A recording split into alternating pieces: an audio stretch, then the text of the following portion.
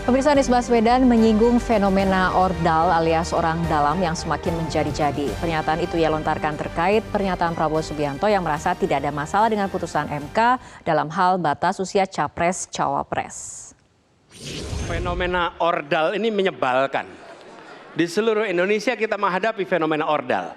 Mau ikut kesebelasan ada ordalnya, mau masuk jadi guru ordal, mau daftar sekolah ada ordal, mau dapat tiket untuk konser ada ordal di mana-mana yang membuat meritokratik nggak berjalan, yang membuat etika luntur. Dan ketika fenomena ordal itu bukan hanya di masyarakat, tapi di proses yang paling puncak terjadi ordal, maka rakyat kebanyakan, dan ini saya rasakan beberapa waktu yang lalu, beberapa orang guru berjumpa dengan saya dan mereka mengatakan, Pak, di tempat kami pengangkatan guru-guru itu mendasarkan ordal. Kalau tidak ada ordal, nggak bisa jadi guru, nggak bisa diangkat. Lalu apa jawabannya? Atasan saya bilang, wong yang di Jakarta aja pakai ordal, kenapa kita di bawah tidak boleh pakai ordal? Negeri ini rusak apabila tatanan Waktunya itu hilang. Habis. Ya. Sekarang kami berikan kesempatan kepada calon presiden nomor urut 2 untuk menanggapi tanggapan dari calon presiden nomor urut 1. Waktunya 1 menit dari sekarang. Mas Anies, dalam demokrasi kekuasaan tertinggi ada di rakyat. Hakim yang tertinggi adalah rakyat. Tanggal 14 Februari rakyat yang akan mengambil keputusan. Kalau kami tidak benar, salah, berkhianat, rakyat yang akan menghukum kami. Waktu masih ada, Bapak? Sudah cukup? Baik, terima kasih. Ya, pemirsa, kita akan lanjutkan kembali perbincangan. Kita akan kembali ke Pak Teguh. Pak Teguh, kemudian ada pihak yang menilai ini Prabowo diserang oleh Anies dalam debat perdana. Bagaimana komentarnya? Satu hal yang kita semua melihat bagaimana debat kemarin itu sangat menarik sekali adalah bagaimana Pak Anies bisa menjaga emosi beliau dengan tetap jernih, bahkan dengan tetap menjaga respek kepada Pak Prabowo. Kalau kita cermati sebelum dialog tadi kan Pak Prabowo secara spesifik menyebut Mas Anies, sangat personal.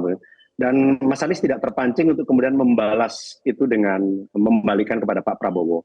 Yang beliau kritisi adalah fenomena yang terjadi hari ini, di mana kemudian dengan orang dalam atau dengan kekuasaan yang dimiliki oleh orang yang ada di dalamnya, dan sekali lagi apa yang terjadi ini terkonfirmasi dengan keputusan Majelis MK kan, di mana telah terjadi keputusan etik gitu. Nah, Mas Anies sebenarnya meng-highlight sebuah persoalan besar yang terjadi dan kita semua merasakan dalam praktek-praktek kehidupan keseharian kita, khususnya di birokrasi. Bagaimana yang namanya rekrutmen itu harus punya koneksi, harus punya orang dalam gitu.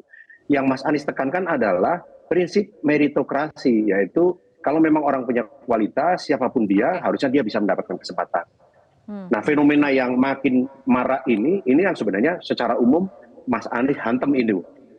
Beliau kritisi itu karena beliau ingin ke depan adalah prinsip meritokrasi.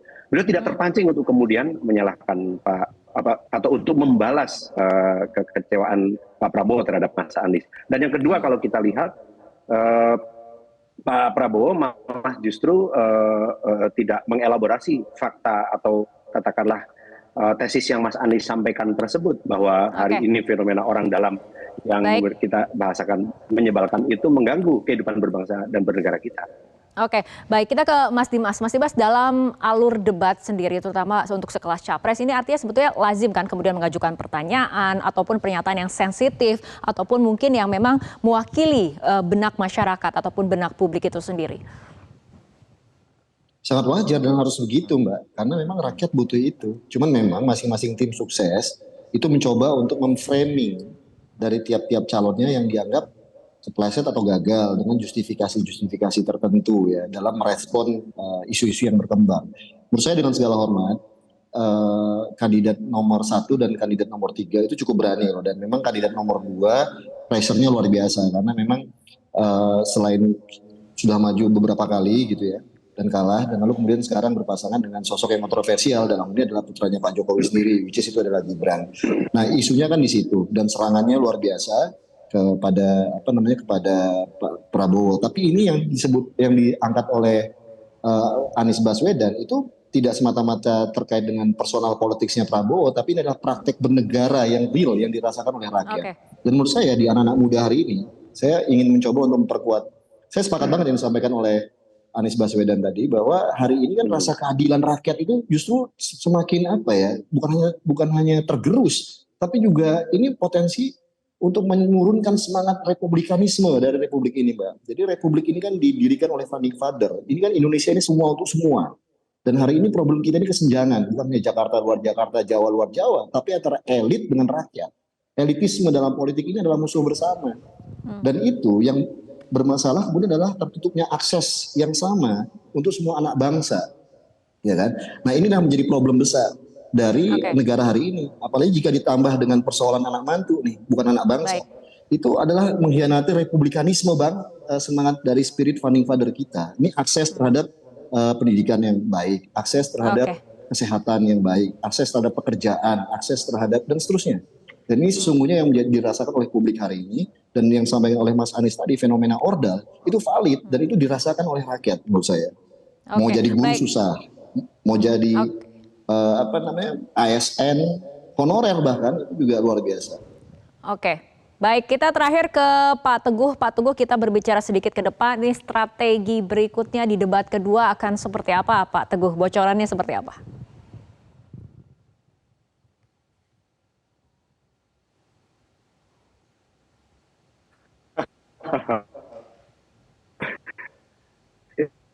Terima kasih.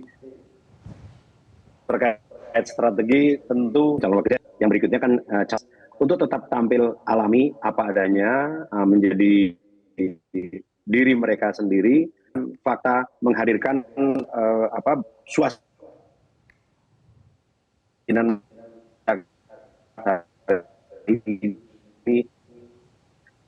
dan kemudian komitmen kita untuk memperbaiki.